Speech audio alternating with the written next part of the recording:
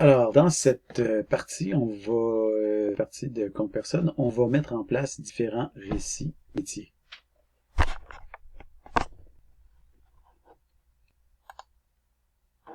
Donc, on peut grossièrement classifier les récits dans les catégories suivantes. Donc, dans les récits métiers, qu'on pourrait appeler aussi business, et des récits architecturaux. Donc, les récits, c'est ça. Et parmi les récits métiers, on en a en quelque sorte deux sortes, les récits fonctionnels et les récits non fonctionnels. Récits métiers versus architecturaux, on en a déjà parlé. Donc, les récits métiers sont les récits qui concernent le client et son produit, c'est-à-dire que la valeur ajoutée est pour le client et le produit directement. Les récits architecturaux sont des récits qui concernent l'équipe de développement. La valeur ajoutée est pour l'équipe de développement. Jusqu'à maintenant, on a surtout créé des récits architecturaux, mais dans ce document-là, on va créer des récits métiers, ou du moins commencer à le faire sans toutefois les réaliser. En pratique, dans un projet, c'est les récits métiers qui sont beaucoup plus fréquents, donc c'est le pain quotidien de l'équipe de développement avec les issues, les bugs. Distinction entre récits fonctionnels et non fonctionnels. Donc, un récit fonctionnel décrit une fonction du logiciel, comme incrément de compteur, déposer de l'argent, configurer son compte, s'inscrire. Un récit non fonctionnel décrit une qualité logicielle, sécuritaire, rapide, élégant, etc. Donc, d'où proviennent les récits métiers? Donc, il faut généralement effectuer un débuscage pour les trouver. Dans notre cas, on a déjà effectué une bonne partie du travail de débuscage grâce aux documents qu'on a créés antérieurement, comme la description et les différents diagrammes. Par exemple, en ce qui concerne la description, la liste des fonctionnalités est une des principales sources pour débusquer les récits. Donc, c'est la liste telle qu'elle se présente dans votre projet comme personne. Donc, vous avez ici ma liste de mon projet qui est un peu transparent, etc. Donc, vous avez juste à saisir votre truc puis à le coller par-dessus ça. OK? Donc, vous le faites pour votre projet comme personne, que vous ayez des choses en plus. Vous faites une saisie, vous mettez par-dessus. Ensuite de ça, débuscage, code d'utilisation. Donc, les codes d'utilisation sont une autre source importante de récits. Donc, normalement, les codes d'utilisation correspondent grosso modo à la liste des fonctionnalités que vous avez dans la diapo précédente. Mais dans notre cas, il manque ouvrir et fermer. Donc, vous avez juste à faire une saisie de votre diagramme de code d'utilisation. Pouf, vous le mettez là.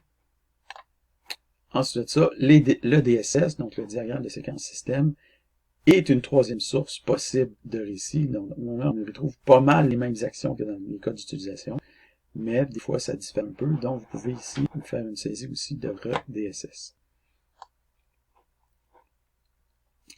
Rendu là, on est rendu à l'étape où on peut créer des récits métiers, donc la liste des fonctionnalités, créer les récits métiers suivants. Donc, ajoutez vos propres récitionnels si vous en avez plus que ceux qui sont listés ici. Donc, moi, je pars de mes différentes actions possibles et pouf, je crée différents récits. Vous voyez, consulter le compteur, incrémenter le compteur, décrémenter le compteur, décrémenter le compteur, remettre à zéro, configurer, figurer, ouvrir, fermer.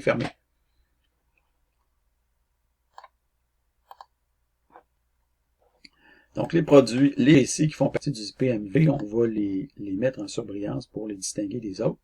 Donc, on voit que chaque récit qui fait partie du PMV possède un tag PMV et aussi veut que ce récit-là ait une coloration particulière. Donc, vous avez juste à faire en sorte que la coloration ici soit particulière, donc la coloration du tag PMV que vous ajoutez. Une autre chose importante, c'est d'ordonner les récits. Donc, de les classer dans l'ordre où vous comptez les implémenter. Donc, évidemment, les récits du produit minimalement viable doivent évidemment précéder les autres. Donc, on fait d'abord les récits du PMV, ensuite le reste. Et aussi, généralement, la première chose qu'on peut faire dans une application, c'est l'ouvrir. Donc, ici, on voit que le premier récit qu'on a mis, c'est ouvrir dans la liste. Donc, on peut commencer par ouvrir, consulter, incrémenter, décrémenter, remettre à zéro, fermer et configurer ici feedback. Donc, autre chose que je vous demanderais de faire, c'est de vous affecter comme premier responsable ici du produit. Donc, moi, je me suis tout de suite mis comme premier responsable du premier récit. Donc, absolument faire ça, pas nécessairement. Là, si je vous demande de le faire, c'est simplement pour que votre nom soit quelque part dans votre saisie.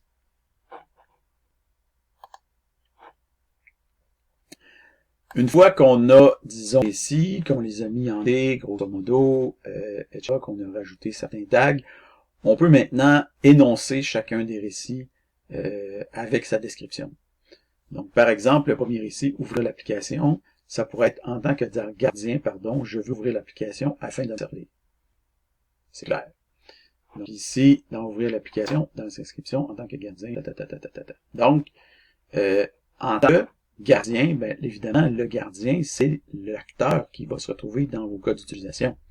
Ok, si vous, c'était pas un gardien, mais c'est un, je sais pas, moi, c'est un internaute, c'est un joueur, ou etc., ben, ça va être en tant que joueur, en tant qu'internaute, en tant qu'administrateur, en tant que personnel de soutien, en tant que, bon, etc. Ok, en tant qu'étudiant, en tant que professeur, vous comprenez là. Okay? Donc, tout le temps en tant que je veux, afin de.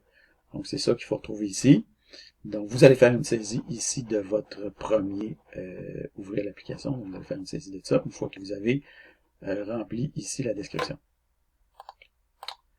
Ensuite de ça, on complète ici les deux autres descriptions. Donc, description suivante, vous les faites et vous les saisissez ici, par-dessus. Et vous saisissez les autres descriptions de vos autres cas, vous les saisissez ici en dessous. Donc, je voudrais avoir toute la description de tous vos cas ici, de tous vos cas, de tous vos récits. Donc, en résumé, les récits utilisateurs, métiers, correspondent grosso modo aux fonctionnalités du logiciel. Chaque récit possède un titre et une description. On les trie par ordre de priorité pour l'implémentation. On a vu comment faire dans DevOps pour le compte perso. C'est tout. Vous déposez sur les A avec votre temps et votre note sur 10.